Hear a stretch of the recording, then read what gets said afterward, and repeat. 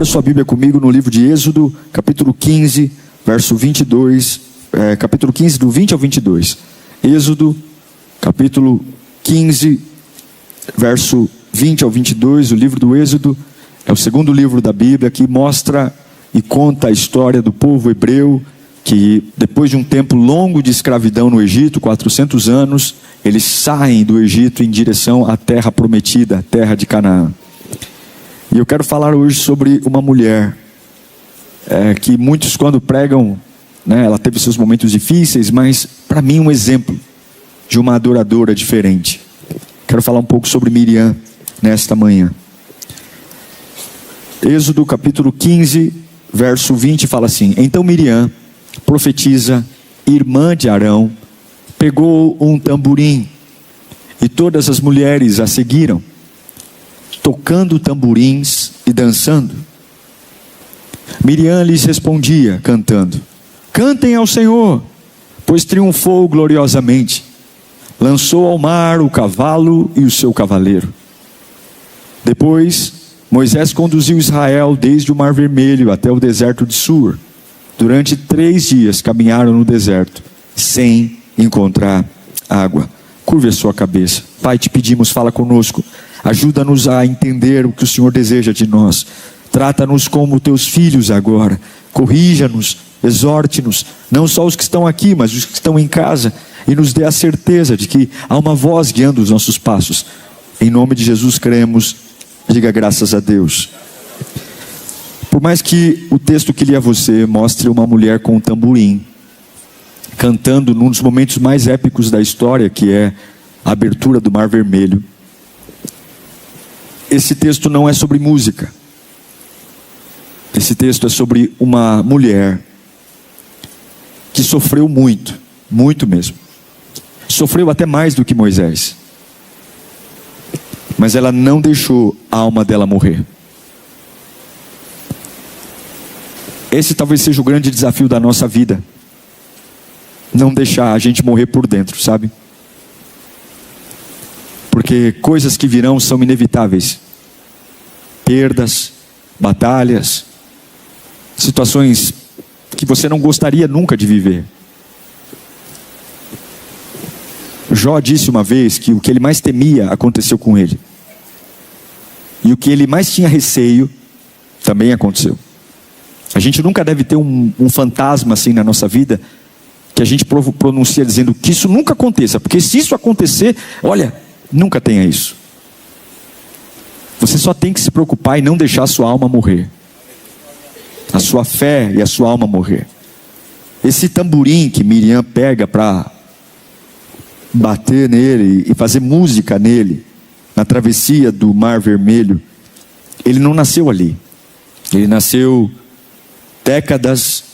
depois de décadas e décadas de escravidão. Esse testemunho de atravessar o Mar Vermelho não começou ali, mas começou lá no Egito, muito tempo antes, lá atrás. Egito é a prova de que ela foi ferida por um momento ruim, e esse momento ruim não conseguiu matar tudo dentro dela. Eu já conheci pessoas que a cara é a mesma, mas elas não são as mesmas. Alguma coisa as atropelou, sabe? Não sei se você conhece alguém assim. Você olha e você fala, você não é mais a pessoa. Não há mais nada lá dentro. Os olhos não brilham, a pessoa não vive mais. Ela só sobrevive. Ela não consegue sorrir, ela fica até meio acanhada quando sorri, porque não está mais acostumado com isso. É um semblante fechado, é um semblante sério. Porque alguma coisa a atropelou. E foi isso que Deus mandou dizer a você, porque essa é a guerra de muita gente aqui. Você está morrendo por dentro. Ou você acha que o diabo só quer suas coisas? Você acha que o inimigo de sua alma só quer seus bens, seu emprego? Não. Ele quer roubar teu cântico. Ele quer roubar a expectativa de que um dia você vai cantar de novo. Isso é tão real, gente. Porque tudo que move um homem de Deus é a expectativa.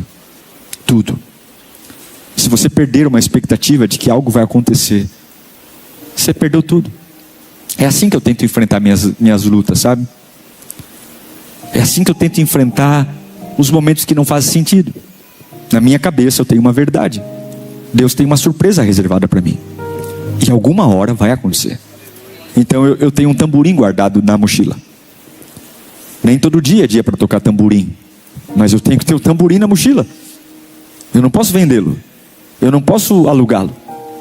Porque se eu vender o tamborim, é porque morreu a minha expectativa. Tem gente aqui sentada que trabalha, mas não tem mais tamborim. Não tem expectativa nenhuma. A verdade é que Miriam nasce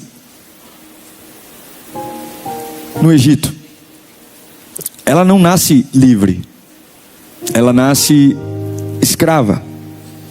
Escravo não ouve música. Escravo ouve grito. Escravo não ouve elogio. Escravo ouve cobrança. Escravo não tem quem incentive ou quem invista nele. Escravo tem alguém que explore ele. Explore sua força de trabalho, explore seu corpo.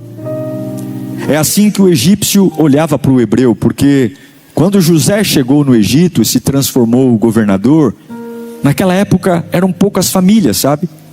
Então os hebreus eram celebrados, mas a Bíblia diz que os faraós foram passando, José morreu, e aquela pequena família de José que estava dentro do Egito começou a ficar maior, maior, maior, e os faraós foram passando, e a memória deles também foi. E chegou no momento que o faraó que estava no trono olhou para aquele monte de hebreu que já estava vivendo no Egito e disse: se nós não escravizarmos esse povo vai se voltar contra nós, será maior do que nós, vamos escravizá-los.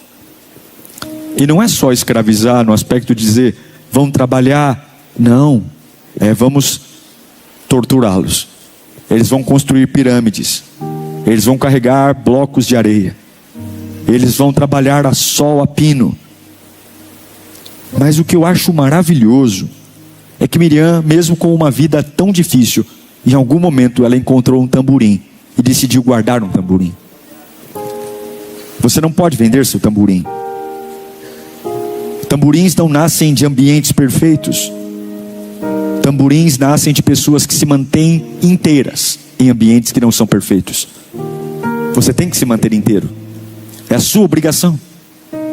É a sua obrigação olhar no espelho e perceber o que está ruindo na sua vida e dizer: eu não posso me tornar uma pessoa pela metade, eu preciso ter o meu tamborim.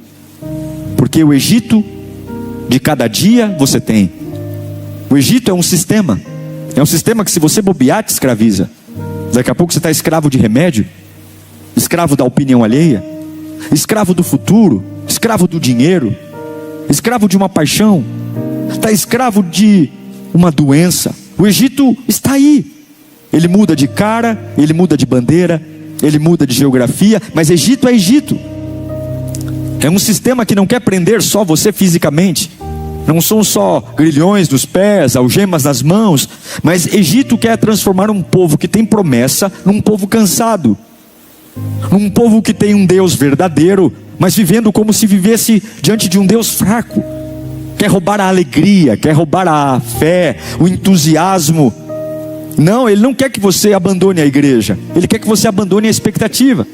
Ele não quer que você abandone a música, ele quer que você abandone a fé no que canta. Ele não quer que você abandone a oração, mas ele quer que você ore como alguém que repete sem saber o que está fazendo. Quantos e quantos pais nossos nós oramos e nem mais lembramos o que falamos.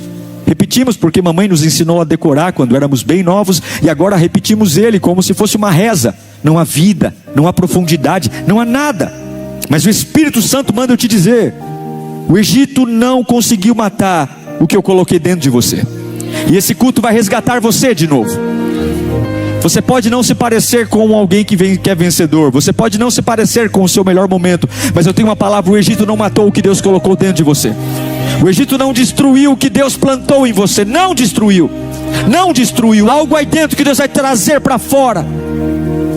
E o que eu acho lindo em Miriam é porque ela nasce no Egito. Quando Moisés nasce, você lembra da história de Moisés? Havia um decreto de Faraó que todo menino hebreu que nascesse naquela temporada deveria ser morto. A mamãe de Moisés, a Joquebede, ela esconde o bebezinho durante 3 meses na sua casa. Soldados fazem rondas, e casas onde houvesse criança recém-nascida, de acordo com o decreto de Faraó, tinha que ser morta. Joquebede esconde Moisés por 3 meses, mas chega uma hora que Moisés cresce. É uma tensão, os soldados estão o tempo todo invadindo casas, saqueando crianças. Miriam é a irmã mais velha de Moisés. Ela deve ter em torno de uns 10 a 15 anos mais velha que Moisés. Mas quando Joquebede, mamãe de Moisés, pega ele, coloca ele num cesto de junco, e passa betume, e coloca ele entre a margem do rio, e deixa o menino ali.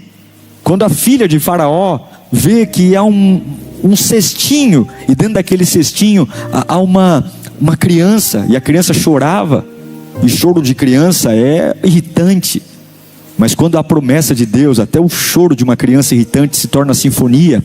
A Bíblia diz que a filha de Faraó, ela não ficou irritada com o choro do bebê, ao contrário, aquele choro a envolveu, e ela teve carinho, afeto por aquela criança. Mas o mais incrível é que naquele momento, quando a filha de Faraó vê o cesto que Moisés estava, quem é a menina que estava olhando naquela cena? Era Miriam. Era Miriam que via a filha de Faraó olhar para o seu irmãozinho mais novo e ver nele compaixão. E a Bíblia diz que essa Miriam ousada, ela corre até a filha de Faraó. Veja, Miriam, filha de um escravo. A filha de Faraó, filha de um rei. Mas agora a filha de um escravo corre para a filha do rei e diz: ei, minha senhora, a senhora não gostaria que eu chamasse uma hebreia para amamentar esta criança que a senhora acabou de encontrar? Meu Deus, que ousadia! A filha de uma escrava falando de forma petulante, dando sugestões à filha de um rei. E a Bíblia diz que a filha de Faraó olha para a filha da escrava Miriam e diz: sim, eu gostaria de uma hebreia. E quem é que Miriam vai buscar? A mesma mamãe que foi com o coração em prantos à beira do rio Nilo deixar o filho. E agora Joquebede vem ao palácio para dar de mamar por seu próprio filho. E não só dar de mamar, como ser sustentada e cuidada. Mas muitas vezes a gente celebra o milagre e esquece quem é que Deus usou nesse dia. Deus usou Miriam. Foi Miriam a ponte entre Joquebede e a filha de Faraó. Foi Miriam, a jovem ousada, que foi buscar a sua própria mãe para amamentar o seu irmão Moisés. Foi Miriam. O tempo passou. Moisés completou 40 anos. E nesses 40 anos, Moisés vivia como filho de Faraó, príncipe do Egito. E Miriam como escrava. A família de Moisés não tinha privilégios no Egito. Moisés tinha, mas a família não. Só que com 40 anos, você sabe, Moisés comete um assassinato. Ele mata um egípcio, porque ele vê um egípcio batendo num hebreu. Ele mata o egípcio, esconde o corpo, mas um dia depois, os mesmos hebreus olham para ele e dizem, quando há uma discussão, dizem: ei, você vai brigar com a gente de novo, vai matar a gente como matou o egípcio de ontem? E Moisés foge. Moisés talvez fosse a esperança da família de Moisés. Moisés talvez fosse a esperança do povo, dizendo: nós temos um nosso lá no palácio, nós temos um nosso vivendo na alta realeza. E talvez se um dia ele chegar a ser um faraó, ou talvez se um dia ele chegar a ser um grande monarca, talvez ele nos liberte. Mas com 40 anos Moisés foge para o deserto. E ele não fica um dia no deserto, 2 dias. Sabe quantos anos ele fica no deserto? 40 anos. São 40 anos. Porque quando a sarça arde e Deus fala com Moisés lá no deserto para ele voltar para libertar o povo, Moisés já tinha 80 anos de idade. O que eu estou dizendo para você é que do dia que Moisés fugiu para o deserto até o dia que ele voltou para libertar o povo, sendo usado por Deus, passaram-se 40 longos anos. E nesses 40 longos anos, Miriam viveu no Egito como escrava. Viveu como Egito, dizendo: talvez a chance que nós tínhamos de sermos livres morreu com o meu irmão fugindo para o deserto. Quem é de nós que vai ter tanta força como Moisés, aquele que morava no palácio? que vivia entre a realeza. Décadas se passaram, Moisés no deserto, cada dia a promessa mais distante, porque quem é que poderá nos defender? Somos escravos, morrendo como escravos, tudo parece atrasado, mas Miriam guarda o tamborim. Existe uma razão para guardar o tamborim, porque isso aqui mexe comigo, sabe? Porque tamborim é ato profético. Tamborim não é sobre o que acontece agora, tamborim é sobre o que vai acontecer amanhã.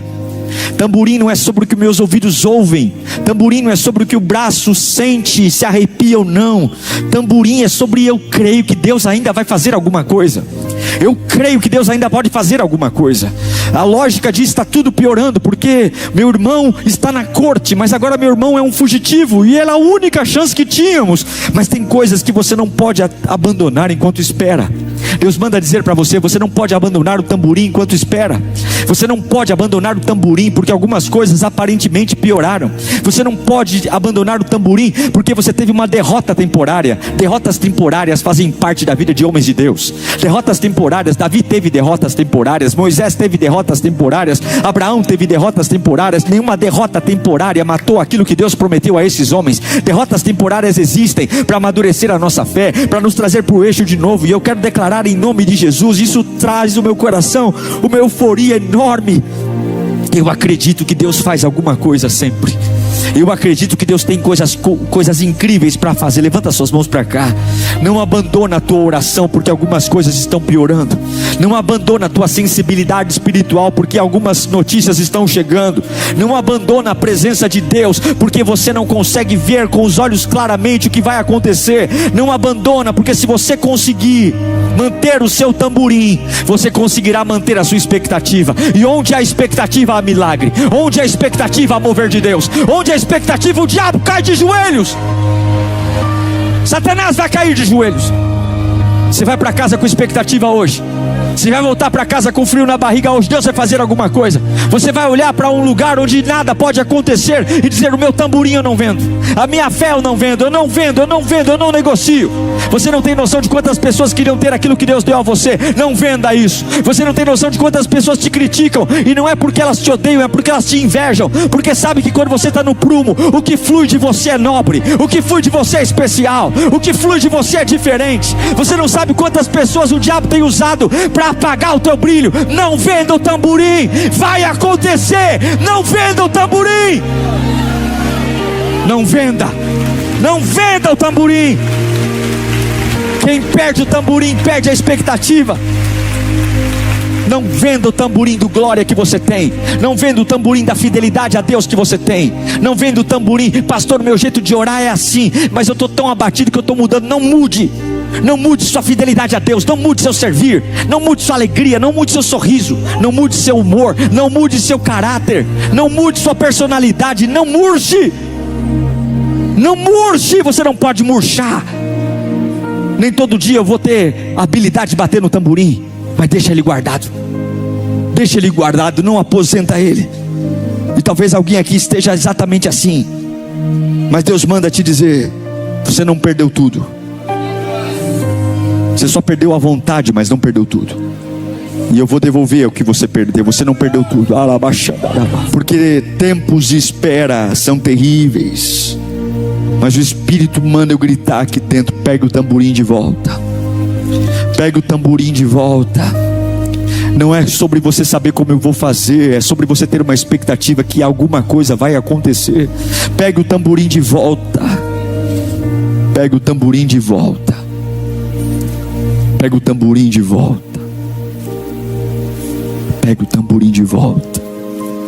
O mesmo Deus que não deixou Moisés afogar é o mesmo Deus que cuida de você. Clima pesado, clima tenso. Deus usa Moisés com 80 anos. Da boca de Moisés 10 pragas são liberadas no Egito. A 10ª praga é a morte dos primogênitos.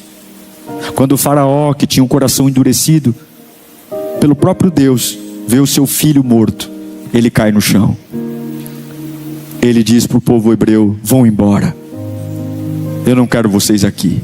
Deus teve que tocar no lugar que faraó mais amava, porque o coração daquele homem estava disposto a escravizar aquele povo para sempre.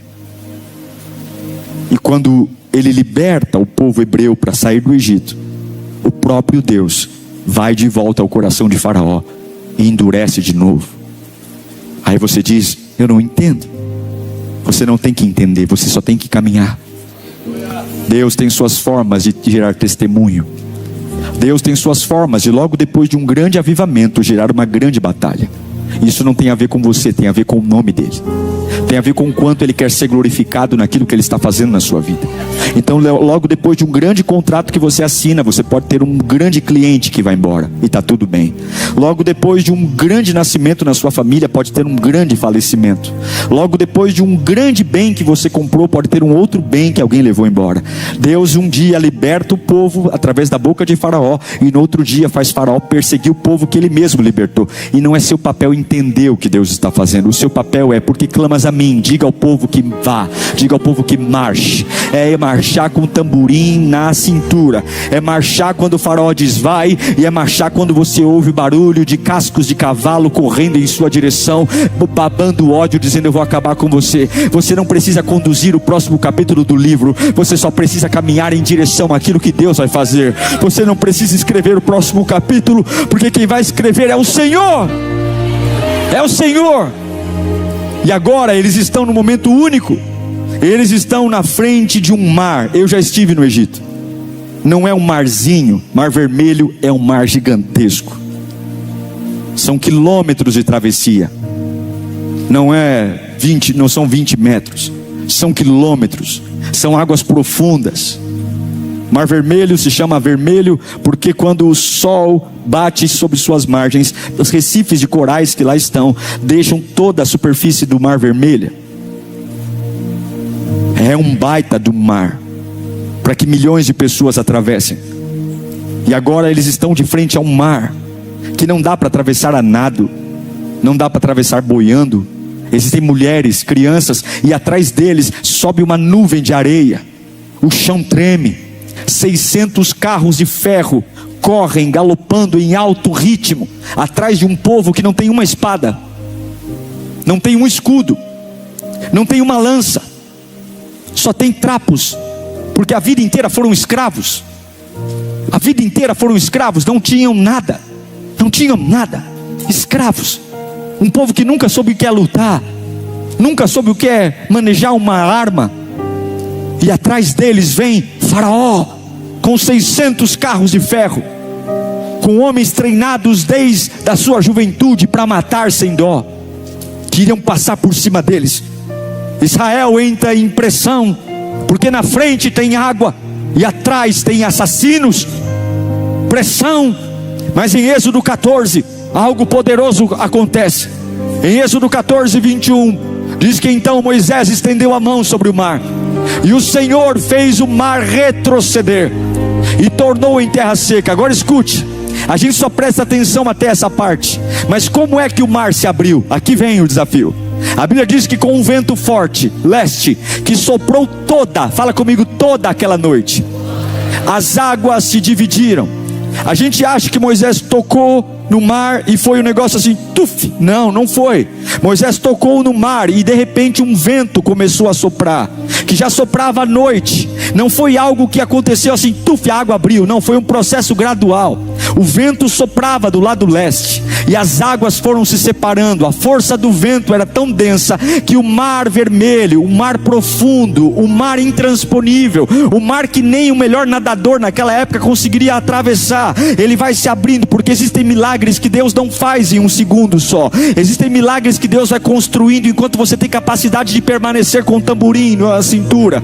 Meu querido, quando você vê Faraó correndo atrás de você, salve-se quem puder. Você deixa algumas coisas que você chama de fútil para trás. O que um tamborim me importa agora? Eu construo outro, jogo o tamborim. O importante é ter velocidade para correr, para nadar. Mas quem tem expectativa não chama tamborim de fútil. Quem tem expectativa não chama glória a Deus de fútil. Quem tem expectativa não chama louvor de fútil. Quem tem expectativa não tira do Spotify a adoração porque é fútil. Hoje é dia dia de dizer para você: Deus tem algo para fazer, mas cadê a sua expectativa? Pegue o seu tamborim. É o pior momento, é o pior dia do hospital, é o pior dia lá em casa, é o pior dia de notícia, é o pior dia no WhatsApp, é o pior dia de perseguição. Mas fé não é sobre o que acontecerá amanhã, fé é sobre o que acontece agora. Pega o tamborim agora. Fé é entender, vai abrir ou não vai. Aleluia. A Bíblia diz, e isso fala muito comigo, sabe? Fala muito comigo sobre a nossa capacidade de acreditar que Deus está abrindo, que tem um vento soprando a noite toda, que ainda não é o suficiente para todo o povo atravessar, mas esse vento vai continuar soprando e o mar vai abrir por completo. Isso é algo que nutre o meu coração quando o desânimo bate, quando a vontade de fazer conta, de pensar em estatística, quando a gente ouve a opinião dos outros e a gente vê um vento dizendo: tá acontecendo, mas ainda não abriu tudo. Mas eu sei, eu não vou vender meu tamborim, eu não posso vender meu tamborim. E a Bíblia diz que o mesmo mar, que era um lugar de medo, você conhece a história, ele abriu. E ele não só abriu, como ele virou sepultura para tudo aquilo que perseguia o povo de Deus. Nunca mais na história o Egito foi relevante. Depois deste dia, nunca mais o Egito foi uma nação relevante. O Mar Vermelho colocou o antes e o depois na nação do Egito. Você nunca mais vai ouvir sobre um faraó grande, sobre algo poderoso. O reino de Deus teve outros inimigos, outras nações, mas o Egito nunca mais. Porque se você guardar o tamborim e não fugir de onde Deus quer que você esteja, mesmo que nada pareça fazer sentido, e você dizer: eu tenho uma expectativa, é isso que Deus espera de você. Não é dinheiro. Deus não espera que você seja inteligente. Deus não espera que você saiba como fazer. Mas você não pode vender o tamborim. Você não pode morrer por dentro.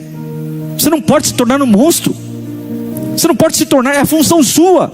Paulo olha para Timóteo e fala assim: ei Timóteo, mantenha acesa a chama do dom que há em você. O que Paulo está dizendo? É sua responsabilidade manter sua paixão por Deus acesa. Não venha dizer que é culpa do pastor, que é culpa do irmão, que é culpa da igreja. Cadê seu tamborim, Timóteo? Cadê? Cadê seu tamborim? Cadê? O ódio dos homens pode matar seu tamborim? A perseguição das pessoas podem matar seu tamborim? As perdas financeiras? Cadê seu tamborim, Lírio? Cadê seu tamborim? Encerre os ciclos hoje que estão matando o seu tamborim. Enfie a mão na bolsa e pegue ele de volta, porque aquele que começou não terminou. Deus manda dizer: eu não terminei. Se você se manter fiel a mim, o mesmo lugar que te darei milagre, sepultarei seus algozes, sepultarei demônios, sepultarei doenças, sepultarei crises. Faraós serão sepultados, guerreiros que te tentaram matar serão sepultados, a mentalidade do escravo será sepultada, o trauma antigo vai ser sepultado, a vergonha, o medo, a dependência emocional, a culpa. Tem guerras que não vão atravessar esse mar com você, tem guerras que serão sepultadas pelo caminho que Deus te honrou. A Bíblia diz que eles atravessam o Mar Vermelho, Miriam com o tamborim na mão. A Bíblia diz no versículo 20 e 21 que então, de Êxodo 15, que então Miriam, a profetisa, irmã de Arão, pegou o tamborim. Miriam tinha mais de 90 anos aqui. Ela tinha mais de 90 anos. Ela não era uma jovem.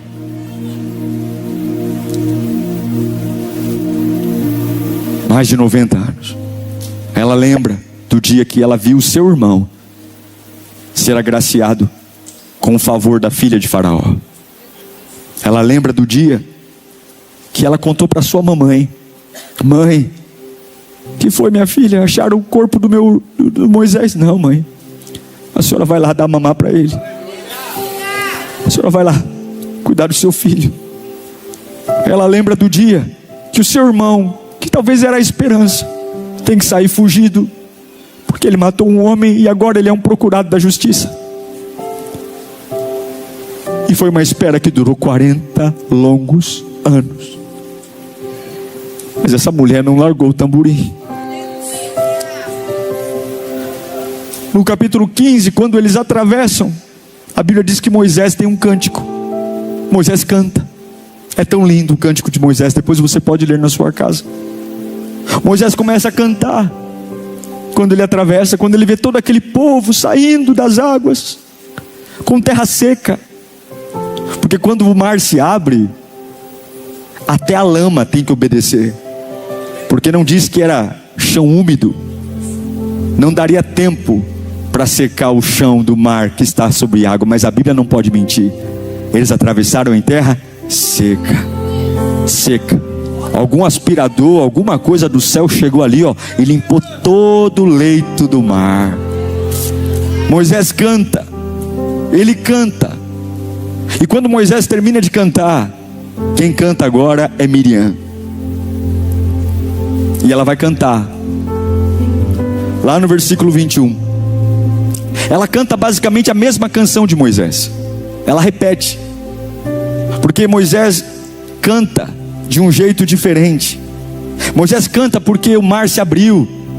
Moisés canta porque o povo venceu o Egito, as pragas. E ela canta praticamente a mesma coisa. Coloca para mim aí Êxodo 15, 21. E o que ela canta? Leia comigo no 3. 1, 2, 3. Cantem ao Senhor, pois triunfou gloriosamente.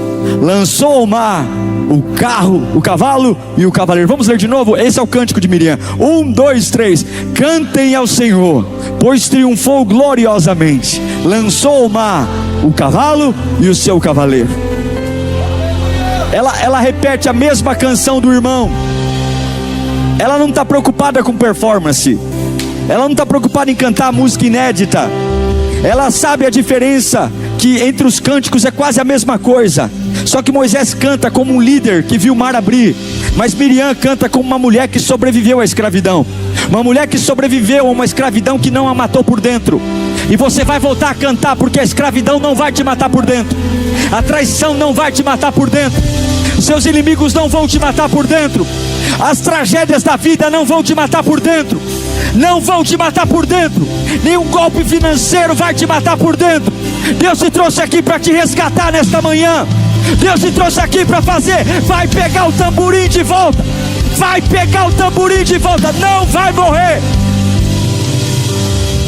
Quando ela canta, ela está dizendo: cantem ao Senhor porque triunfou gloriosamente. Ela está lembrando do Nilo que não matou Moisés.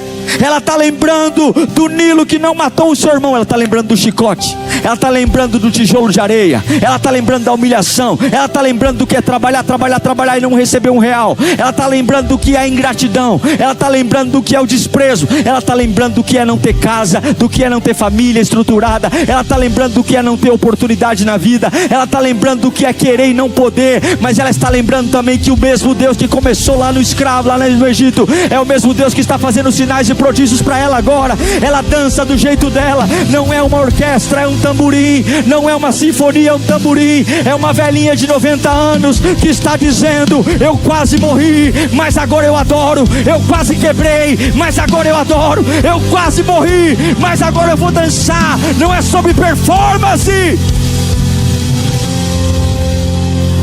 É uma velhinha de 90 anos que não está preocupada se alguém está criticando a intensidade dela. Aí eu não gosto como você ora, então senta lá para trás, que eu não vou mudar meu jeito de adorar porque você não gosta. Não.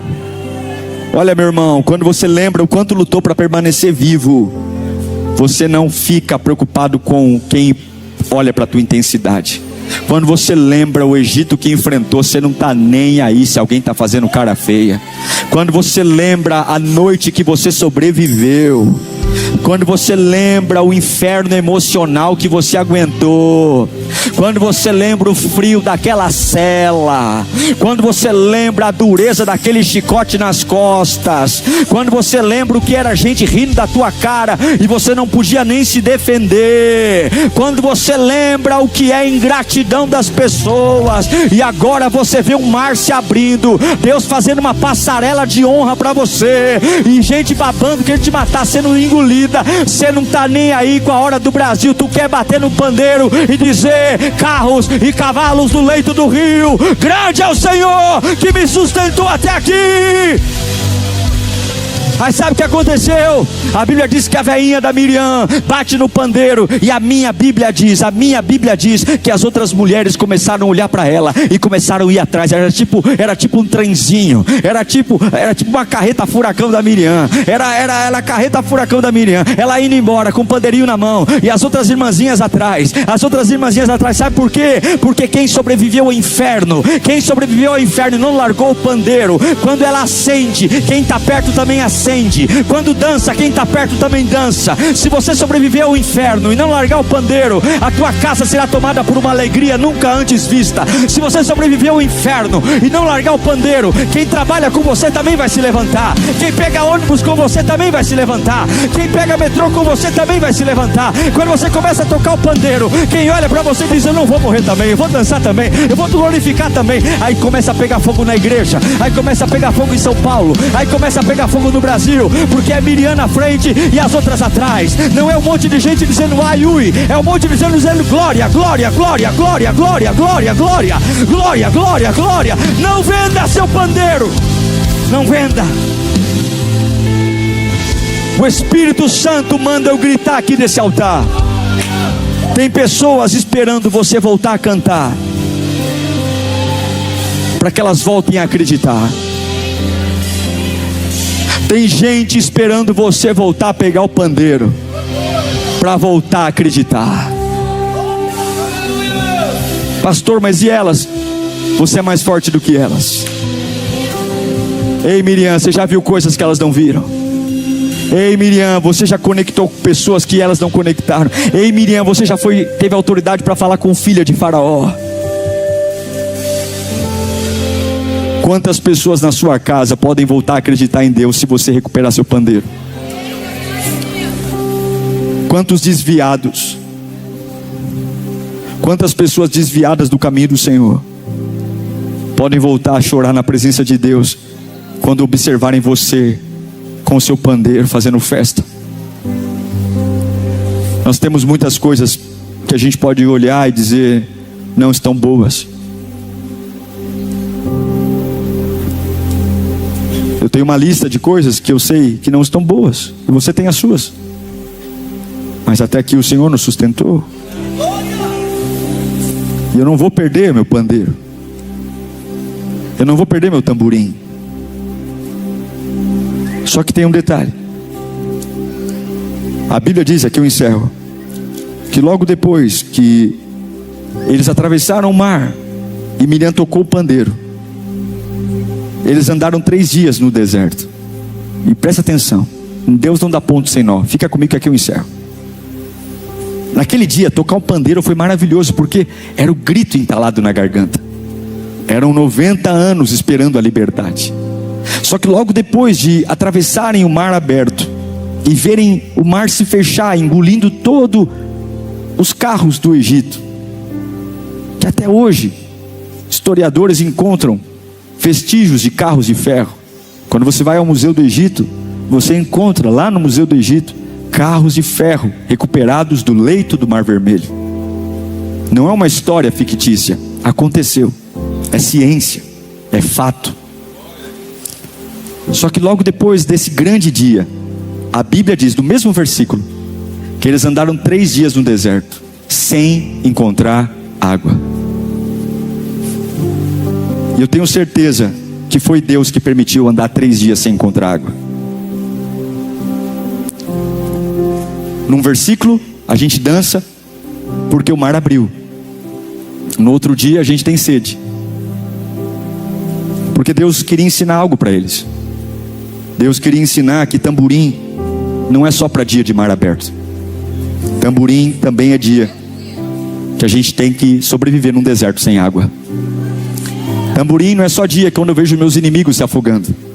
Tamborim também é dia de dizer: a boca está seca, a perna está bamba, mas hoje é um belo dia também para tocar o meu tamborim. Tamborim não é só dia de vitória, tamborim também é dia de derrota. Todos os dias.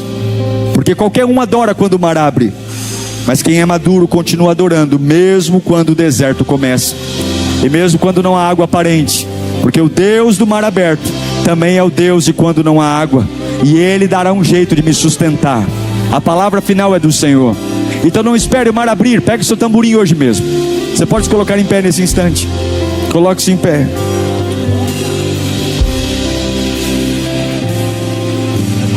Eu olho para você e pergunto: depois de tudo que você viveu, você ainda consegue cantar? Ou você morreu por dentro? Eu já conversei com muitas pessoas, já fiz muitos gabinetes ao longo da minha vida. E uma das coisas mais tristes de conversar com alguém é quando você tenta convencer alguém que não morreu. A pessoa tem tanta certeza que ela não pode mais ser quem ela era um dia. Há uma força tão grande na maldade, há uma força tão grande na mentira, que essa pessoa diz: eu morri por dentro. E ela fala com toda a verdade. E talvez essa palavra seja para você aqui. Deus está dizendo: eu reconheço os machucados, a escravidão, mas não terminou, filho. Não terminou. Você perdeu coisas, mas não perdeu tudo. O inferno te desgastou, mas mantenha o tamborim aí. Mantenha. Eu me lembro de fases da minha vida, lá no comecinho da igreja, que pelo amor de Deus, se não fosse tocar o tamborim, eu não aguentaria. Eu não aguentaria. Como é difícil. Vocês acham que uma igreja grande é difícil de administrar? Não faz ideia do que é administrar uma igreja pequena. Uma igreja pequena é muito difícil. Eu diria para você que é mais difícil administrar uma igreja de 100 pessoas do que uma igreja de 6, 7 mil, 8 mil pessoas. Porque para você se perder é muito fácil. As pessoas, elas olham para você e elas acham que todo mundo sabe. E eu me lembro muitas vezes do que me sustentou em pé e minha família foi o tamborim. Foi dizer: eu não vou reclamar, eu vou tocar o tamborim. Eu não vou chorar, eu vou tocar o tamborim. E o Espírito manda eu dizer para você que está aqui: pegue de volta o tamborim. Pegue de volta a sua fé. Pegue de volta a presença, a expectativa. Porque ainda vai ter celebração depois desse processo, diz o Senhor. No mesmo dia que Miriam chorou naquele Nilo,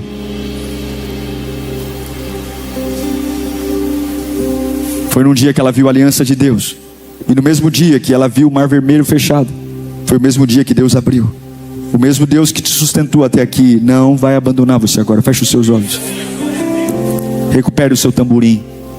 Pastor, o que é meu tamborim? É a sua alegria em Deus, é a sua fé, é a presença do Espírito Santo, é a vontade de ser livre nele.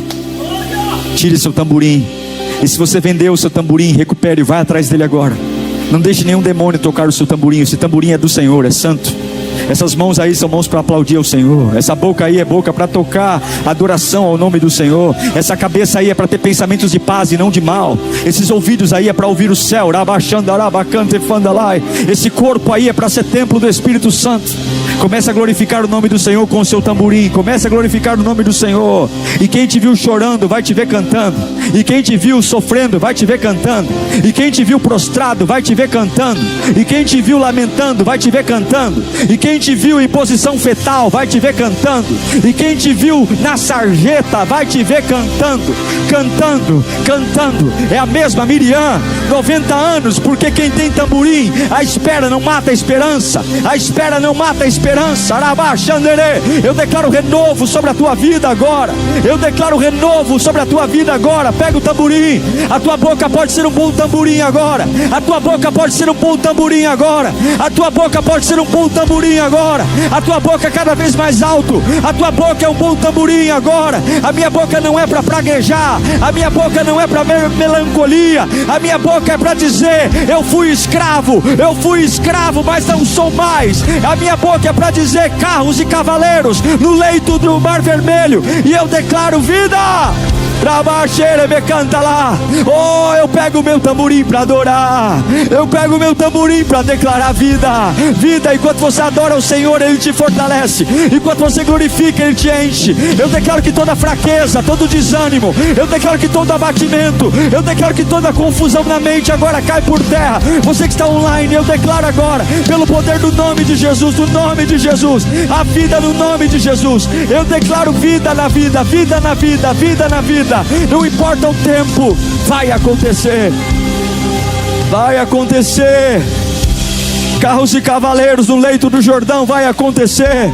Eu tenho meu tamborim para entrar naquele hospital. Eu tenho meu tamborim para entrar naquela empresa. Eu tenho meu tamborim para voltar para casa depois desse culto. Eu tenho meu tamborim para entrar no meu carro. Eu tenho meu tamborim, ninguém vai roubar o meu tamborim. Eu posso estar trabalhando num quartinho, eu posso estar trabalhando numa multinacional, mas eu não deixo o meu tamborim. Eu não tenho vergonha no meu tamborim. Quem trabalha comigo vai me ver cantando. Quem trabalha comigo vai me ver dizendo louvado seja o nome do Senhor. Quem trabalha comigo vai me ver dizendo vai acontecer, porque eu não vou perder a expectativa. Vai acontecer, vai acontecer. Eu não vou morrer por dentro, eu não vou quebrar por dentro, eu não vou desfalecer por dentro. Vai acontecer. Eu oro para que haja expectativa no teu coração. Coloque a mão no teu coração agora e declare expectativa, expectativa, expectativa. Toda mentira que o diabo contou, toda seta do diabo agora cai por terra agora. Cai por terra agora. Põe a mão no coração. Olhe para dentro de você. Há uma expectativa nascendo aí agora. Eu estou vendo coisa linda, você está vendo? Eu estou vendo coisa linda. Eu estou vendo, Deus está me mostrando coisa linda. Isso está me acalmando tanto. Isso está me trazendo tanta alegria, tanta vontade de viver, por coisas que Ele ainda vai fazer. Você está vendo? Põe a mão no coração. Você está num ambiente profético. Você está num ambiente onde Deus está materializando o espiritual para virar natural. Você está trazendo, e está vendo Deus trazendo coisas que não existem à existência. Olha que coisa linda. Vai olhando para a tua vida pela expectativa, com esse tamborim na mão. Olha aí. Olha Deus te mostrando esse filme. Está passando um filme aí na tua frente. Olha Deus te mostrando os próximos anos. Olha Deus te mostrando o que vai fazer. Vai olhando, vai assistindo. Vai assistindo e glorificando com a boca. Eu estou assistindo. Eu estou assistindo o novo prédio da Lírio. Eu estou assistindo aqui minha família. Eu estou assistindo minha profissão. Eu estou assistindo tudinho. Eu estou assistindo o ministério. Eu estou assistindo. Foi ao lugar onde estavam seus irmãos hebreus e observou o trabalho pesado que realizavam. Viu também um egípcio espancando um dos seus irmãos hebreus. Depois de olhar para todos os lados e não ver ninguém, matou o egípcio e o escondeu na areia. No dia seguinte, saiu e viu 2 hebreus brigando. Então perguntou ao agressor: por que você está espancando o seu companheiro? O homem respondeu: quem o nomeou líder e juiz sobre nós? Quer matar-me como matou o egípcio? Moisés teve medo e pensou: com certeza, o que fiz já foi descoberto. Quando o faraó soube disso, procurou matar Moisés. Mas este fugiu do faraó e foi morar na terra de Midian. E ali se assentou à beira de um poço. Curve a sua cabeça. Pai santo, Pai amado, é o Senhor. Se não for o Senhor, estamos perdidos. Há uma batalha agora que não quer que eu ouça. Há uma batalha agora de impaciência, de pensar no que eu vou almoçar, no que vai ser à tarde, pensamentos intrusivos sobre como vai ser minha semana. Mas eu preciso estar aqui agora. Tem coisas em mim que estão morrendo, que precisam ser ressuscitadas. A força, a coragem, a energia, o combustível que só o Senhor pode dar. Venha ao nosso encontro. Manifeste-se aqui. Que o mundo espiritual esteja trabalhando aqui agora. Que os teus anjos estejam vindo, trazendo respostas do teu trono. E que haja um avivamento nunca antes visto sobre teus filhos que te desejam e te honram nesta manhã. Aqueles que estão aqui e os que estão online, que sejam tocados por tua palavra. Amém e graças a Deus.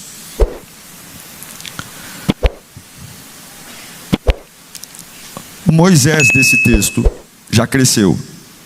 Ele não é uma criança. E esse crescimento aqui não é um detalhe, ele é uma chave. Moisés é alguém que já tem quase 40 anos de idade. Já é um homem. Ele não é mais aquele bebezinho que foi colocado num cesto pela sua mãe, Joquebede, no Nilo. Não, ele não é. Ele não é mais aquela criança que foi escondida 3 meses em casa, enquanto os soldados egípcios espancavam casas, invadiam propriedades atrás de bebês. Não, ele não é. Agora Moisés é um homem. Um homem adulto, forte. Ele foi educado dentro de um palácio. Ele foi moldado e treinado pela maior potência do mundo antigo. Não só potência bélica, de arma, mas potência cultural. Moisés tinha na sua língua poder. Se vestia como um nobre, como um príncipe. Uma mente afiada para estar no topo de uma sociedade. Um intelecto moldado pela maior potência do seu mundo contemporâneo. Moisés era uma máquina. Mas o texto que lemos deixa muito claro que ele ainda não sabia quem era. Ele não sabia quem era.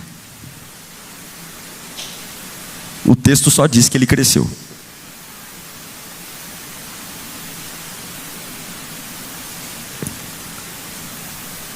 Porque dá para crescer por fora e continuar confuso por dentro.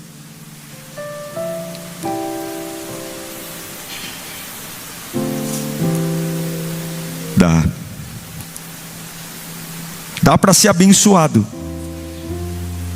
Dá, claro que dá. Mas ainda assim me senti perdido. Esse é o Moisés. Esse é o Moisés.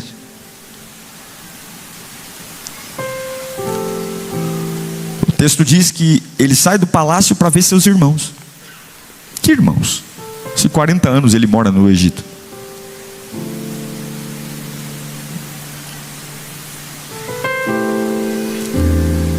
Quando Deus tira Moisés da casa de sua mãe, quando ele tinha 3 meses de idade, porque não foi o decreto do faraó que o arrancou de casa, não foi o soldado egípcio que fez Joquebede pegar aquele menininho e colocar num cesto no Nilo. Aquilo ali foi Deus. Deus tirou Moisés da casa dele. E quando Deus nos move de um lugar, Deus nunca nos perde de vista. Moisés só teve acesso ao mundo do Egito porque ele passou pela dor. Ele não teria se tornado com 40 anos quem ele se tornou se ele não fosse arrancado de dentro da sua casa, sem massagem, sem conversa, sem educação, sem gentileza. Ele foi arrancado. Veja, cuidado para você não estar reclamando das coisas que estão te arrancando, porque, pensa comigo, se Moisés não tivesse sido arrancado de sua casa, como foi? Debaixo de uma ameaça de morte, e sua mãe colocado no Nilo, qual teria sido o destino de Moisés? Porque eu estou falando de Moisés que com 40 anos é um príncipe no Egito, mora na alta corte, tem um intelecto diferente. Agora pense se ele tivesse ficado na sua casa original com 40 anos, a única coisa que ele saberia fazer seria tijolo sem palha. Tijolo sem palha. Não reclame dos arrancamentos, não reclame das expulsões. Deus o arrancou de casa com 3 meses de idade. Deus o expulsou, Porque Deus não via a ele um destino de fazer tijolos sem palha. Deus estava criando um chamado de um libertador. Deus estava o empurrando para uma vida nova. E quando Deus te arranca de um ambiente natural, sempre vai doer. Sempre. Quando Deus te tira de um ambiente que você está acostumado, sempre vai doer.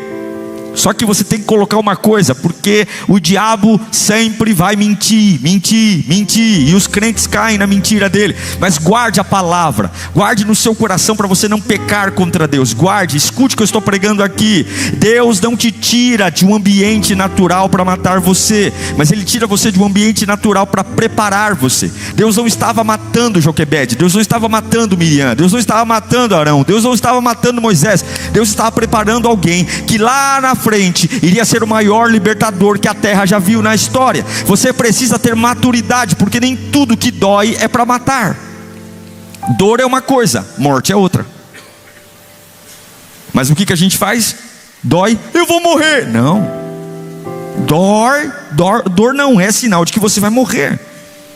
Nesse caso, quando Deus arranca Moisés de dentro de sua casa, essa dor, essa adversidade era uma oportunidade. E eu pergunto agora, Deus está falando com gente aqui, será que isso que você está vivendo não é o embrião da maior oportunidade que você vai ter na vida? Será que esse arrancamento, será que essa expulsão, essa ruptura, esse pontapé que você está levando, você fala, meu Deus, eu não estou conseguindo nem decifrar, porque está tudo tão rápido, é um atropelamento brutal. Será que isso não está sendo a maior oportunidade da sua vida? Fala comigo, adversidade na mão de Deus vira oportunidade. A adversidade na mão de Deus vira oportunidade. Eu vou dizer pela última vez, a adversidade na mão de Deus vira oportunidade. Oportunidade. E aí ele vai crescer agora. Ele fica 40 anos no palácio e ele cresce. Só que ele só cresce por fora. Ele tem que resolver algumas coisas dentro dele. Então ele tem 40 anos, ele é um homem. Fala grosso, se veste bem, pomposo, protocolar, porque ele conhece as leis. E agora começa um conflito. Qual é o conflito? O conflito de fora sempre é o espelho de dentro. Normalmente aquilo que eu mais me enrosco fora de mim é o que mais está enroscado aqui dentro. Suas atitudes refletem seu interior muito mais do que você pensa. A forma como você reage é o espelho do que está acontecendo dentro de você.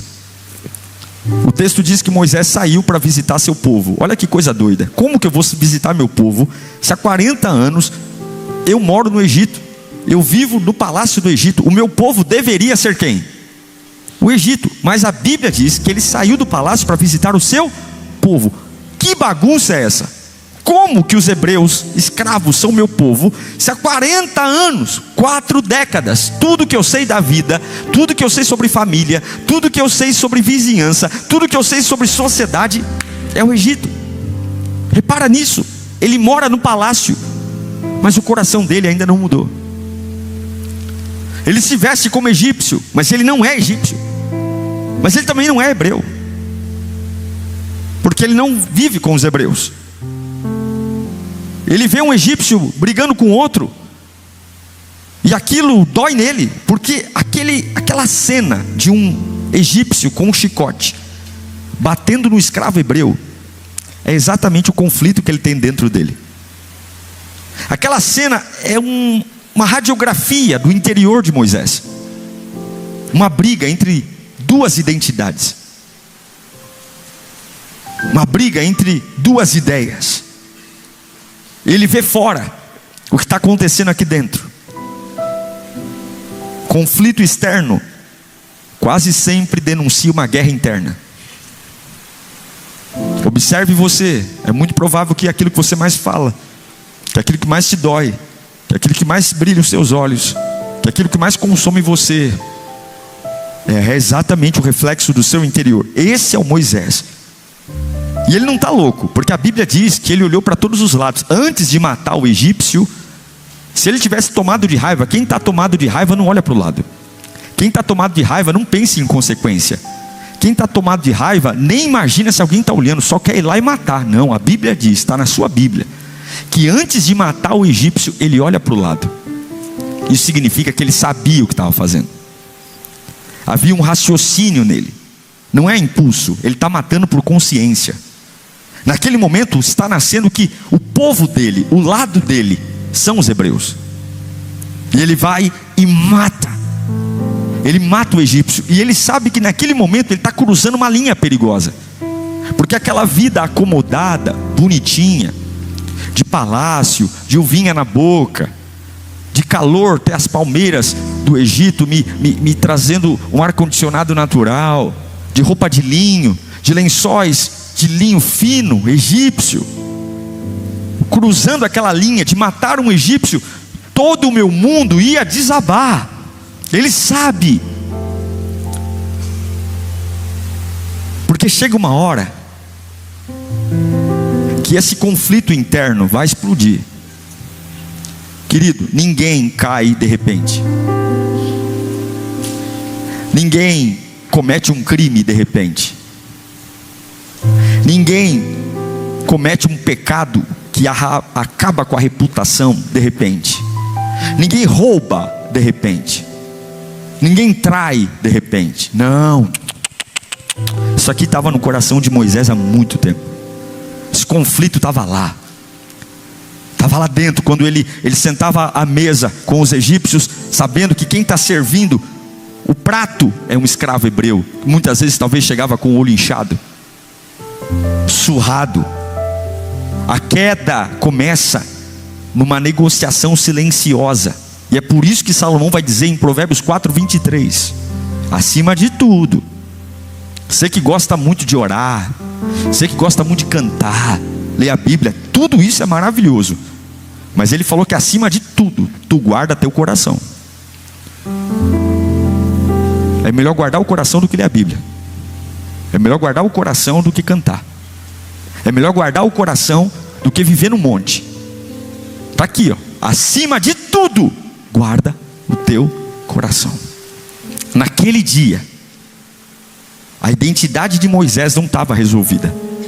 E quem não tem a identidade resolvida, faz da força um atalho. Quem não tem a identidade resolvida, mata. E mata e esconde. Quem não tem a identidade resolvida, faz bobagem. Quem não tem a identidade resolvida, abre a vida para quem não deve.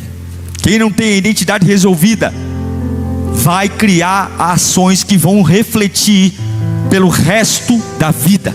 Esse é o Moisés. Porque quem não sabe quem é, vai aprender agora a controlar a narrativa. O que é controlar a narrativa? É tentar dar ao que eu fiz um outro significado que nunca vai conseguir. Moisés se tornou um assassino. Você acha que no plano de Deus, para que Moisés se tornasse um libertador, Deus tinha colocado no plano dele um dia que ele matasse alguém? Eu acho que não. Mas essa identidade não resolvida, não saber quem é, faz eu matar e esconder. O que nós matamos e escondemos, hein?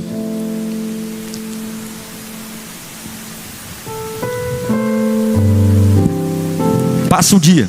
Nesse dia de hoje, Moisés foi lá, viu a briga do hebreu com o egípcio, do egípcio com o hebreu apanhando do egípcio, ele mata. Passa o dia, ele volta para casa, toma banho, troca de roupa. E no outro dia, ele vai andar de novo no palácio. Ele acha que o problema de ontem está resolvido. Ele acha que ele já enterrou o defunto e está tudo bem. Só que nesse dia de hoje, ele vê outra briga. Está no texto que li. Mas agora não é mais um egípcio batendo no hebreu. Agora são dois hebreus. Um hebreu brigando com outro hebreu. E ele vai lá bonitão como um egípcio, dizendo: ei, parem agora. Parem de brigar. O que vocês são? Vocês estão doidos? Repito, não é mais um hebreu apanhando de um egípcio. É um hebreu brigando com outro hebreu. É um escravo brigando com outro escravo. E agora ele não está falando como um assassino de ontem. Agora ele está falando como um nobre. Ele está falando como alguém que nasceu no Egito, mora na corte do Egito e que tem autoridade sobre os hebreus. E ele fala: por que você está batendo no teu companheiro? Por quê?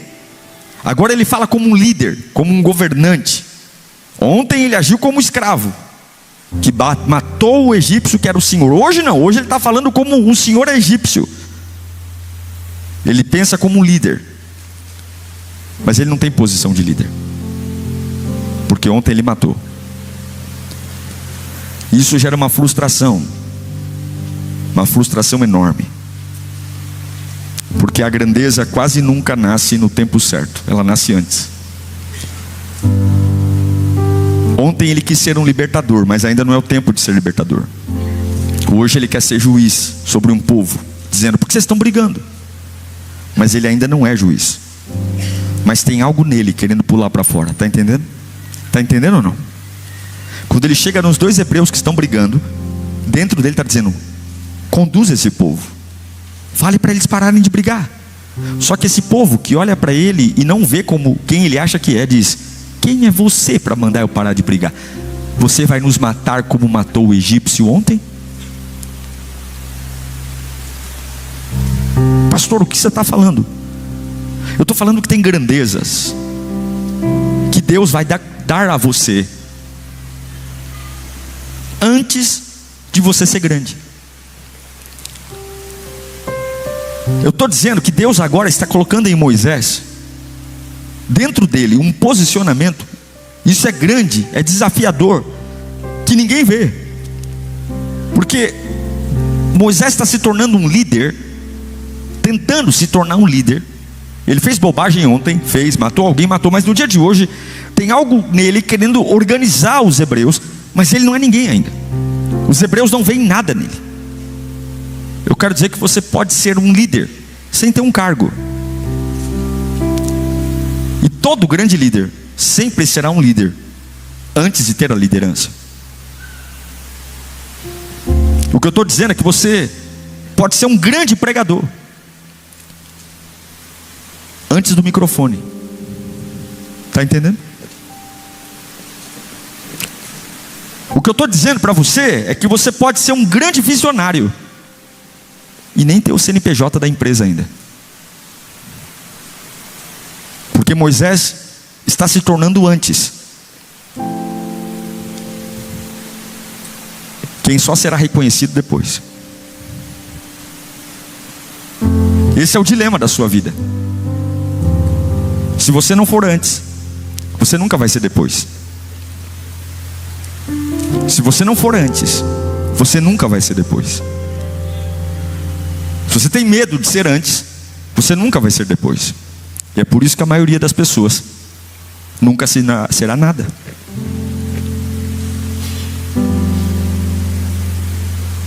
O hebreu que está brigando com outro hebreu olha para Moisés e fala o seguinte: quem nomeou você líder ou juiz sobre nós? Eu sei que lá na frente ele vai abrir o mar vermelho. Eu sei que lá na frente 10 pragas virão da boca desse camarada.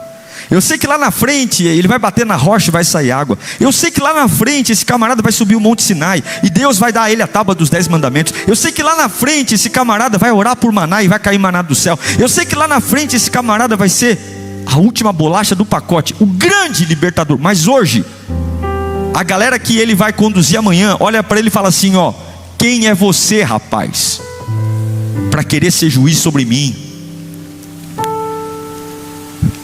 A profecia está saindo da boca errada, mas saiu. Agora escuta aqui, Deus está falando com gente aqui. Deus costuma revelar o seu futuro pela boca de quem mais te resiste. Deus costuma revelar o seu futuro pela boca de quem mais se despreza. O hebreu está olhando para Moisés dizendo: quem é você para querer ser o meu líder? Quem colocou você como líder? O camarada está resistindo, mas acabou de dizer o que vai acontecer com Moisés. Ele vai ser o líder, ele vai ser o governador, ele vai ser o condutor, e quem vai colocar lá é Deus. Então, ao invés de você ficar chateado com aqueles que te resistem, e guardando o que eles falam para você como veneno, comece a observar aqueles que te resistem. O que é que eles têm dito sobre você?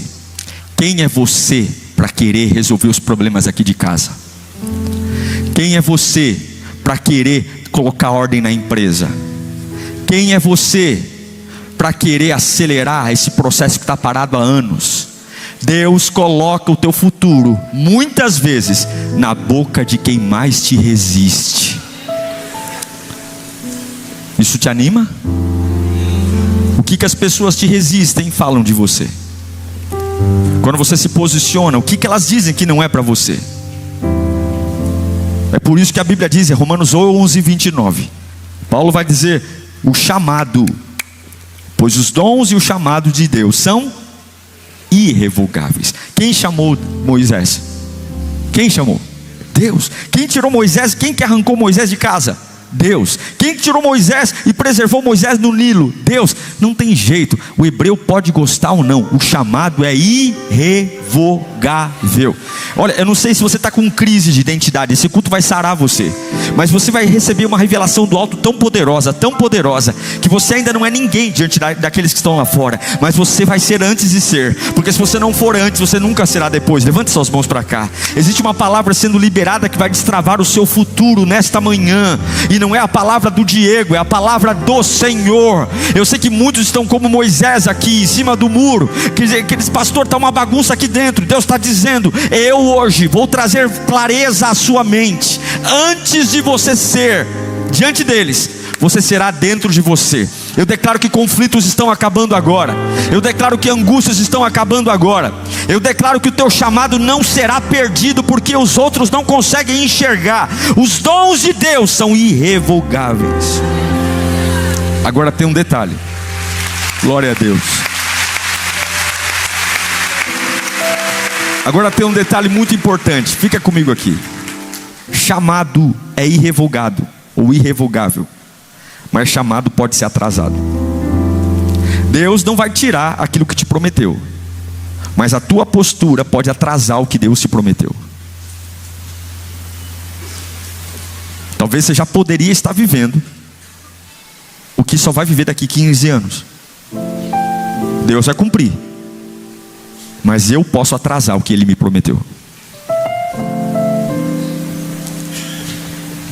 Fazer a coisa certa no tempo errado atrasa o chamado.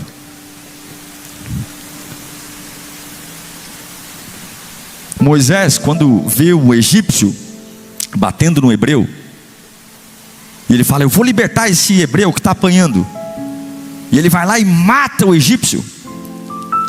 Ele está tentando libertar o hebreu cedo demais.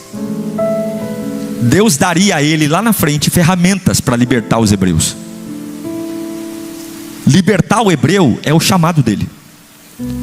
Preservar a nação dos hebreus é o chamado, mas naquele momento não era a hora. Então quando eu faço o certo no tempo errado, eu atraso a manifestação do chamado. Moisés tentou corrigir os hebreus que estavam brigando. Lembra dos hebreus brigando? Só que ainda não era o tempo de corrigir ninguém, porque ele ainda não tinha autoridade para isso. Por mais que eu saiba que aqui dentro Deus vai dizer para mim, olha, você amanhã vai liderá-los, você amanhã vai mandar neles, você amanhã vai conduzi-los, mas hoje ainda não tem essa autoridade. Então eu tenho que ficar o quê? Quieto. Ele tentou salvar sem processo, ele tentou libertar sem processo, ele tentou ser autoridade sem processo, e esse é o problema que atrasa. Por que você está como uma roda presa no teu ministério, na tua profissão? Porque Deus já te mostrou quem você vai ser. Deus já mostrou, você tem uma revelação. Só que você quer acelerar sem que Deus crie a oportunidade. Espera, bonitão, porque isso cobra, e cobra caro. Porque Moisés é um príncipe, mas agora também é um assassino, porque tentou libertar um povo antes da hora. E toda vez que você tenta fazer algo antes da hora, você vai cometer um crime. Talvez não um crime diante dos homens, mas um crime diante da bênção. Na capivara de Moisés agora tem um assassinato. Quais são as coisas que o meu chamado está dizendo: olha, fica firme, não esmoreça, mas espera, mas eu vou lá e faço. Agora ele é príncipe e assassino.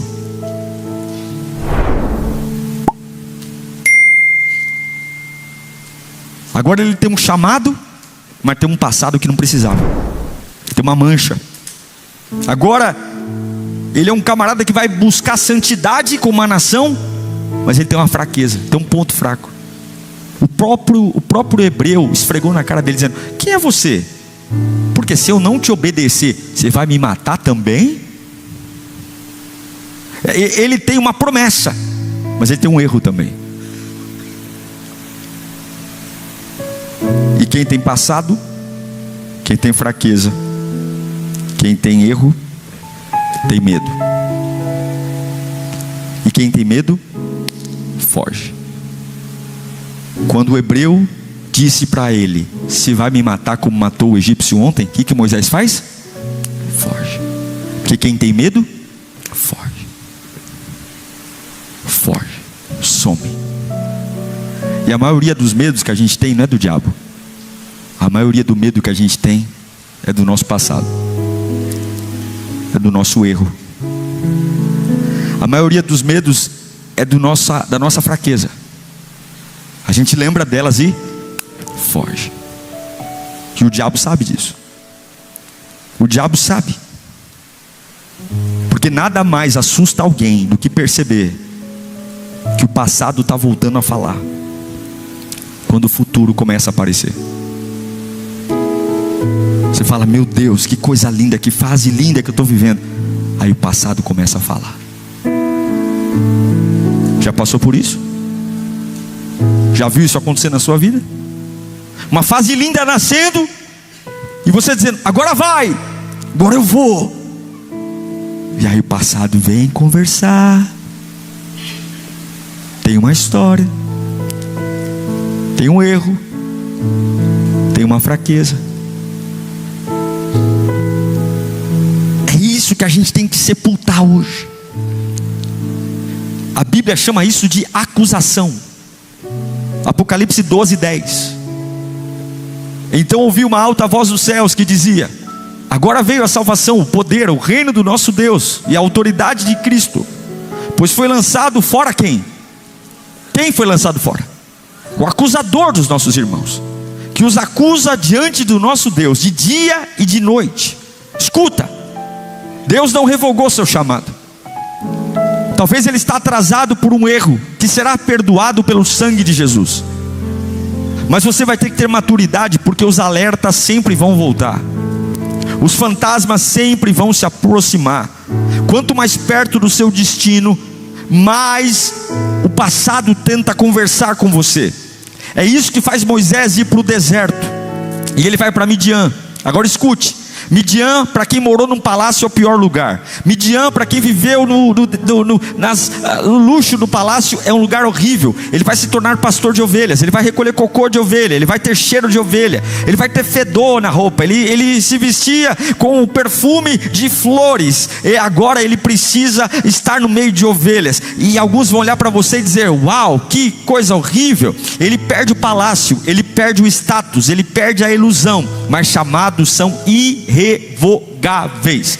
Ele perde seguidores, ele perde pessoas que amava, mas chamados são irrevogáveis. É isso que o diabo não quer que eu pregue para você aqui. É isso que o diabo não quer que você escute no centro da sua alma. Você tem uma lista de coisas que perdeu, mas chamados são irrevogáveis. Pode estar atrasado, mas não foi irrevogado. Não é irrevogável, não são irrevogáveis. Deus ainda vai manter aquilo que te prometeu. Talvez está um pouco atrasado ou muito atrasado, mas ainda é real. Deus ainda pode fazer, Deus ainda pode te usar, Deus ainda pode te levantar, ainda que o passado esteja falando, e aí você diz: pastor, mas eu estou no deserto de Midian. Deus não leva ninguém ao deserto para matar promessa. Deus leva pessoas ao deserto para recuperá-los, recuperar seu caráter, recuperar o poder, recuperar a unção. Moisés não estava lá para morrer, Moisés estava lá para lembrar: eu vou tirar essa dúvida do seu coração. Você não sabe quem é, e é por isso que faz bobagem. Mas aqui no deserto, sem firula, sem apoio humano, ano, aqui no deserto, apenas areia, sol, calor, você e ovelha. Eu vou mostrar quem você é de verdade, e eu vou mostrar para você que aquilo que o homem tentou abafar, aquilo que tentaram matar, eu não parei de crer que vou cumprir. Você foi jogado no lilo e não morreu, você viveu num palácio e não morreu, porque eu sou Deus que preserva aquilo que falo. Aleluia! E aí Deus dá uma lição para ele: antes de você libertar um povo, é por isso que fez tanta bobagem. Você quer libertar um povo sem passar por processo? É por isso que mata antes da hora, é por isso que quer ser autoridade antes da hora. Muita gente sonha com uma plataforma como essa. Me conte quantos anos você cuidou de ovelhas para desejar uma plataforma como essa. Se você quer um ministério, não queira começar por onde eu estou aqui, porque eu não comecei aqui. Foram muitos anos recolhendo cocô, fedendo. Moisés fez bobagem, porque queria manifestar o que estava dentro dele rápido demais. E Deus diz: eu vou te ensinar como chamados duradouros são gerados. 40 anos cuidando de ovelha, 40 anos sem holofote, 40 anos sem grandeza, 40 anos sem aplauso, sem luxo. Porque antes de libertar uma nação, você vai aprender a cuidar de ovelha. Antes de ser o cara que vai marcar a humanidade, você vai aprender a cuidar de ovelha. Porque não tem frustração que mate alguém que aprendeu a depender de Deus no deserto. Não tem decepção. A hora que você aprender a depender de Deus no deserto, não tem cara feia, biquinho, traição que mata você. Só fica chateado pele fina. Teu nível de chateação mostra um nível de meninice que você tem na alma. Pessoas meninas são pessoas difíceis de agradar. Ainda esperam um mundo perfeito. Então Deus tira toda a perfeição do mundo de Moisés e diz: vai cuidar de ovelha. É por isso que a Bíblia diz no Salmo 105, 19. Leia comigo no 3. 1, 2, 3.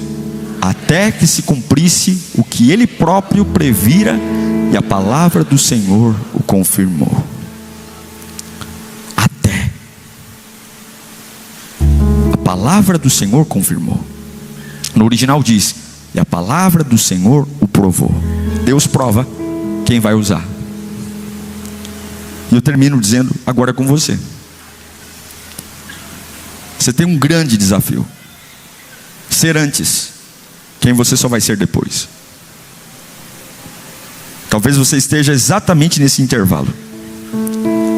Grandes pensamentos, grandes ideias, uma grandeza no teu coração, mas vive lá embaixo. Uma vida simples, uma vida que não tem grandeza nenhuma. Você fala: eu sei que tem algo grande para fazer. Mas quando abre o extrato, quando ouve a opinião que os outros têm sobre seus talentos, você fala: meu Deus, que luta. Penso alto e vivo baixo. Tem um fogo dentro de mim para conquistar, para vencer. Mas fora, silêncio. Ninguém vê nada. Nada. E o que eu faço agora? Vai do meu jeito. Se for do teu jeito, tu vai cometer um crime espiritual. Se tu querer forçar a barra, ser libertador antes da hora e ser autoridade antes da hora, tu vai parar no deserto. O que eu faço, pastor? Fogo de Deus não é para gerar confusão. Fogo de Deus é para gerar vocação. Não construa uma vida gerando confusão. A tua vocação é vocare, um chamado. É por isso que a Bíblia diz, quando Paulo está vivendo uma combustão, porque dentro dele tem grandeza, o cara vai escrever basicamente todo o Novo Testamento, e por fora ele só apanha. E o que ele fala em 2 Coríntios 12, 9? Eu, porém, disse: a minha graça é suficiente para você, pois o meu poder se aperfeiçoa onde? Na sua fraqueza. Paulo, Você está preso, você está apanhando, e dentro de você tem uma unção real, dentro de você tem uma unção poderosa, de ser top. O que você vai fazer agora? Beleza, Senhor, entendi. Então, portanto, eu me gloriarei ainda mais alegremente em minhas fraquezas, para que o poder de Cristo repouse em mim. Pastor, o que eu tenho que fazer? Pare de tentar resolver fora o que Deus precisa curar dentro de você. Fecha a boca. Para de contar seus propósitos. Para de lidar com essas angústias. Para de contar para todo mundo. Se você tem uma confusão interna, não queira fazer nada fora tendo confusão interna. Não seja o Moisés que atrasa o tempo que tinha que ter libertação. Aqueles 40 anos de deserto foi atraso de Deus, por ele tentar ser antes da hora quem Deus disse que ele seria. Mas você tem que ser dentro de você, ter a convicção e não sair fazendo bobagem. Então o que eu faço? Resolva dentro de você antes de querer resolver por fora. Peça a Deus cura. Senhor, me ajuda com esses pensamentos horríveis. Senhor, me ajuda com essas ideias loucas que eu tenho. Me ajuda com esses complexos de que um dia eu ganho, outro dia eu perco, um dia eu amo, outro dia eu odeio. Respeite o processo sem negociar a tua identidade. Deus não estava dizendo para Moisés viver como um qualquer. Deus não estava dizendo para Moisés não acreditar que seria usado, mas não tomar partido antes da hora, não querer acelerar coisas. Pare de comprar brigas. Pare de querer ser alguém que se venda. Pare de ser alguém que cobre ser convidado, que cobre aplauso, que cobre honra. O que Deus tem para você não será negociado com o homem, vai fluir naturalmente, meu irmão.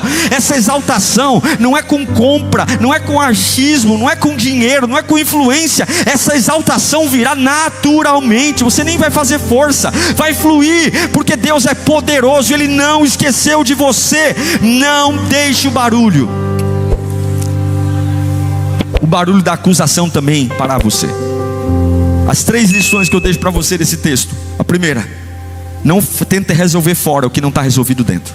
Primeiro resolva dentro. Moisés se perdeu porque se posicionou para resolver. Segundo, respeita o processo sem negar sua identidade. Eu estou sendo humilhado, mas eu sei que Deus vai me exaltar, mas não é a hora. Então eu aceito a humilhação sem deixar essa humilhação entrar dentro de mim. E último, não deixe o barulho, quando você errar, da acusação, impedir você de crer no futuro. Fantasmas sempre vão aparecer. Estenda a mão para frente mesmo sentado. Eu quero liberar essa palavra para que ela entre na sua alma agora. Feche os olhos. Você não está atrasado. Nesse momento não mais. Essa palavra está fazendo o tic-tac do relógio voltar a correr na sua vida. Deus vai começar uma preparação no teu coração. E Deus está colocando uma grandeza que vai nascer no seu coração antes da sua posição. E essa grandeza não vai morrer no processo.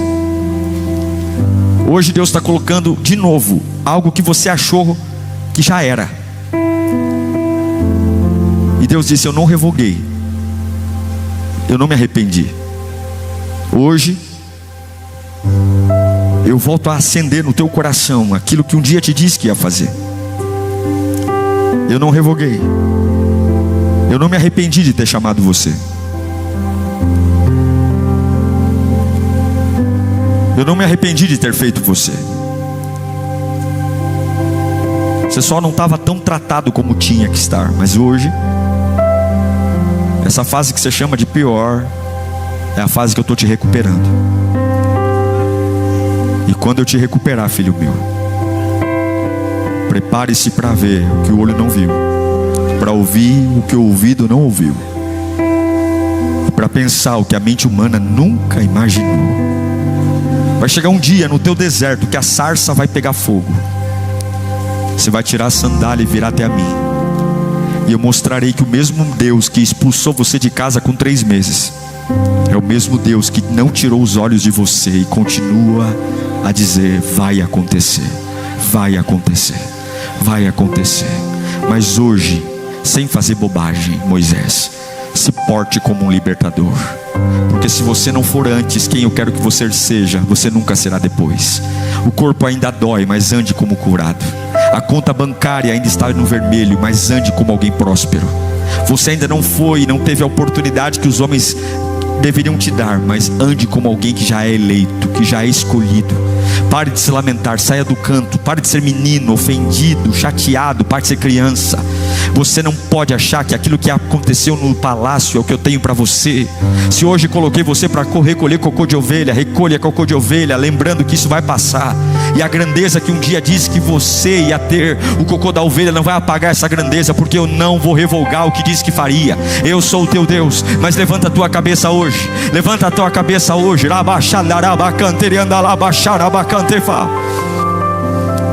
Creia no que posso fazer. Você pode se colocar em pé nesse instante.